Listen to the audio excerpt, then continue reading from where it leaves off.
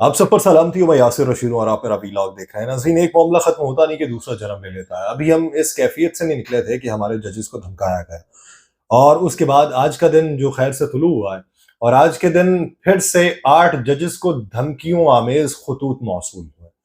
अभी बातें ये हो रही थी, जैसे मैंने अपने पिछले व्लॉग में भी जिक्र किया, कि 6 जजेस के खतूत के मामले के बाद बहुत सारे लोग जो हैं वो तहकीकाती कमीशन जो बना था उसके सामने पेश होने की भी उसके सामने पेश होने का इरादा रखते थे। लेकिन फिर बाद में जब अज खुद नोटिस हो गया, तो अज खुद नोटिस के बाद भी कुछ लोगों की राय ये बनना शुरू हो गई कि फरीक बनने की दरखास्त दी जाएगी और फरीक बनने के लिए दूसरे जजेस हो जाएंगे। अब इस ज़मन के अंदर उन्होंने फरीक क्या बनना था। आज के दिन इस्लामाबाद हाई कोर्ट के चीफ जस्टिस सामिर फारूक समेत 8 जजेस को मशकूक खतूत मौसूल हुए। हर एक के नाम अलग अलग खत आया। अब ये सारे जजेस की जानिब से भी खत खोले नहीं गए थे। एक जज साहब जो हैं उनके स्टाफ ने खत खोल लिया। उसके अंदर एक पाउडर मौजूद था, जो उसके हाथों को लगा पाउडर थोड़ा सा उड़ा है। जो खत खोलते हुए जब इस तरह खोला है उसे, तो पेज बाहर निकाल के पेज को खोला गया है, तो वो बड़ी तेजी से नहीं खोला गया, नॉर्मल खोला गया है, तो वो सफूफ उसके अंदर मौजूद था, तो वो उड़ा है। जब वो सफूफ उड़ा है, वो पाउडर उड़ा है, तो वो उसकी आंखों को जा लगा। जब आंखों को लगा है तो आंखों के अंदर उसे जलन महसूस हुई। उसने फौरी जाके हाथ सैनिटाइज किए हैं, और सैनिटाइज करने के बाद उसने खत को फिर से देखा है।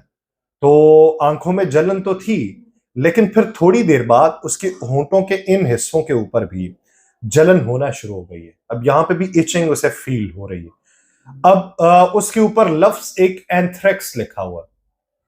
अगर आप एंथ्रेक्स को ट्रांसलेट करने जाएंगे तो आपको उसका कोई मतलब नहीं मिलेगा, लेकिन जो डॉक्टरी से वाबस्ता है वो एंथ्रेक्स वायरस के बारे में खुसूसी तौर पे जानते हैं। ये एक खातून है, रेशम नाम की खातून है, जिसने सिर्फ अपना नाम लिखा है, अपना एड्रेस नहीं लिखा हुआ, और ये खतूत पहुंचाए गए हैं। कहा यह जा रहा है कि इन खतूत के अंदर एक डराने वाला निशान भी मौजूद है। अब ये डराने वाला निशान क्या है उसका तज़किरा नहीं हो सका कि डराने वाला निशान क्या है, लेकिन अगर इस धमकी को देखा जाए तो ये धमकी जो है बाकायदा तौर पे इस्लामाबाद हाई कोर्ट के जजेस को दी गई है, और एक ऐसे वक्त के अंदर दी गई है कि जब आज साइफर केस की समाप्त हो रही थी, और ये ऐसे वक्त में दी गई है कि जब आज एक तरफ से सेशन कोर्ट ने मारगला केस के अंदर बानिए पीटीआई जो हैं उनको बरी कर दिया, जमानत पे रिहा नहीं किया। सारे लोग जो हैं उनको बरी कर दिया गया उस केस से। अब दूसरी तरफ ये जो जजेस को मशकूक खतूत मौसूल हुए हैं, इधर भी धमकी है, उधर जो एक इल्ज़ाम लगा रही है बुशरा बीबी साहिबा, वो भी बहुत बड़ा इल्ज़ाम है। तो इस्लामाबाद हाई कोर्ट इंतजामिया ने दहशतगर्दी की दफात के तहत फर्स्ट इन्वेस्टिगेशन रिपोर्ट दर्ज करने का हुक्म दे दिया।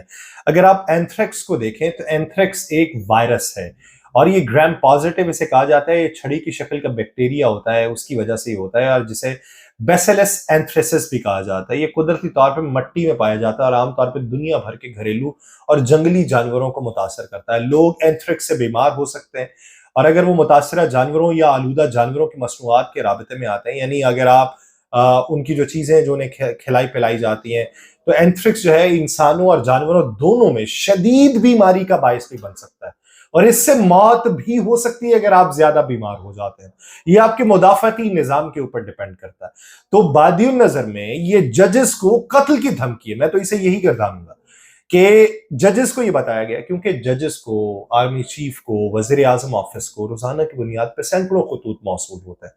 हर जो खत है वो जज ने, आर्मी चीफ ने, वजीर आजम ने, स्पीकर ने या किसी ने खुद नहीं खोलना होता, वो उनका स्टाफ ही खोलता है। और जब वो स्टाफ ने खोला है और स्टाफ उस मुतादी बीमारी का शिकार हो गया है, तो ये वाज़ेह तौर पे पैगाम दिया गया है कि अगर ये शिकार हुआ है तो बाज आ जाओ, हमारी मर्जी और मंशा के मुताबिक काम करो, बसूरत दीगर फिर तुम भी इससे मुतासिर हो सकते। तो अब ये जो बातें हैं, अब इस पे क्या बनेगा, इस पे आने वाले दिनों में क्या इकदाम होंगे। वो 6 जजेस वाला जो मामला था, अब ये खतूत जो मौसूल हो गए हैं, तो वो दीगर जजेस जो उस केस में फरीक बनना चाहते हैं, क्या वो फरीक बन पाएंगे। अब अज खुद नोटिस के हवाले से बहुत सारे लोगों की राय ये है कि जब तसद्दुक हसैन जिलानी साहब पे उनका नाम मंजर-ए-आम पे आया था, तो ये 6 जजेस जो हैं ये फैसला कर चुके थे कि 184(3) के तहत ये एक दरखास्त दायर करेंगे, और अदालत में दरखास्त दायर करके उसका फरीक बनने की दरखास्त करेंगे और तहकीकात करने का मुतालिबा करेंगे। इस चीज को भांपते हुए चीफ जस्टिस काजी फाइज ईसा ने उससे पहले ही बेंच तश्कील दे दिया।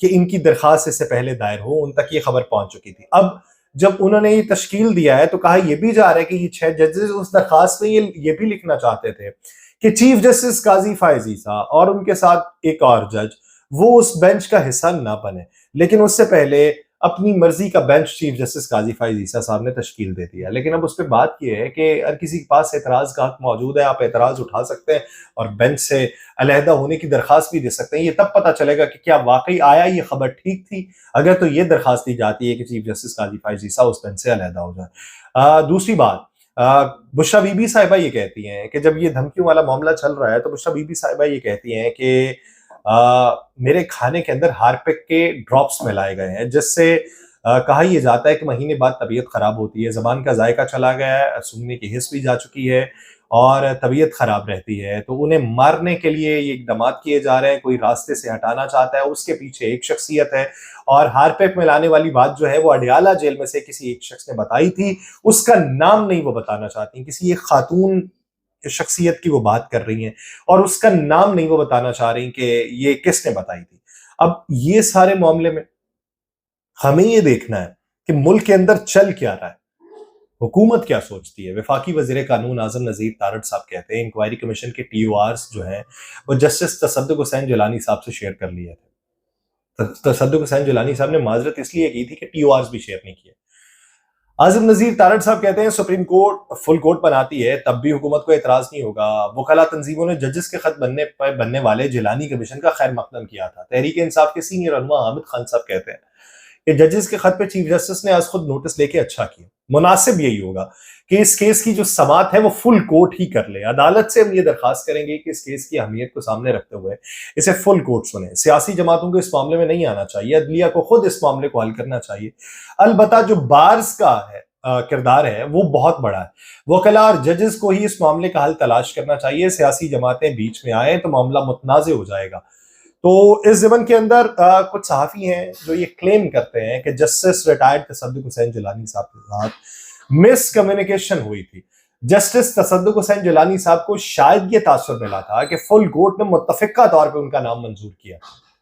उन्होंने सुप्रीम कोर्ट के जजेस से बात की कि वाकई मेरा नाम मुत्तफ़िक़ा तौर पे है, तो उन्हें बात करने पे ये मालूम पड़ा कि वहां पे उन्हें तकसीम दिखाई देती है। बहुत सारे लोगों ने उनके नाम को रिकमेंड नहीं किया था, बहुत सारे लोग ये चाहते थे कि इसके ऊपर समाते हों। जस्टिस रिटायर्ड तसद्दुक़ हुसैन जिलानी 2 दिन पहले ही कमीशन की सरबराही ना करने का जहन इस बारे में बना चुके थे। वफाकी वज़ीर कानून आज़म नज़ीर तारड़ साहब कहते हैं कि सुप्रीम कोर्ट के अज खुद नोटिस की वजह से सरप्राइज नहीं हुआ। तसद्दुक़ जिलानी का पैगाम अज खुद नोटिस से 1 घंटा पहले वज़ीर आज़म हाउस को मिल चुका था। जस्टिस रिटायर्ड तसद्दुक़ जिलानी अपनी नेक नामी की वजह से मेरी पसंदीदा तरीन अदालती शख्सियत में से है। अब जब वो कह रहे हैं कि मेरी पसंदीदा तरीन अदालती शख्सियत में से, नेक नामी उनकी मशहूर है, तो नेक नामी जिसकी आप कह रहे हैं मशहूर है, वही कह रहे हैं कि TORs मुझे नहीं बताए गए, मेरे साथ शेयर नहीं किए गए। अब नेक नामी किसकी रहेगी, किसकी बात माने? लेकिन इस सारी सूरत हाल में, इस पूरे मंजरनामे में हमारे मुल्क के अंदर जो हो रहा है उस पर सिर्फ ये दुआ की जा सकती है कि बेहतरी का कोई मंजरनामा रोशन हो सके और हम बैनुल अक़वामी सतह पर यह बता सकें कि हम जो चीखते चिल्लाते हैं हक के लिए चीख चिल्ला रहे थे, बसूरत दीगर यहाँ पे सिर्फ चीखों की आवाज़ें ही सुनाई देंगी। उधर अगर सियासी मंजरनामे में बात करूँ तो दानियाल अजीज साहब जो पाकिस्तान मुस्लिम लीग नून की कदावर शख्सियत थी, वो इस वक्त ज़िमनी इलेक्शन में वहाँ से उन्होंने हिमायत की है पाकिस्तान तहरीक इंसाफ के हिमायत याफ्ता उम्मीदवार के साथ। तो जब उनकी तरफ से हिमायत हुई है तो ये तासुर मिल रहा है कि मुस्तकबिल करीब में दानियाल अजीज साहब जब पाकिस्तान तहरीक इंसाफ फिर से मुनज़्ज़म हो जाएगी तो दानियाल अजीज साहब उसमें शामिल होने का इरादा रखते हैं। तो क्या PTI भी उन्हें शामिल करने का इरादा रखती? एक सवाल है। मुझे दीजिए इजाज़त, अल्लाह ने के बाद।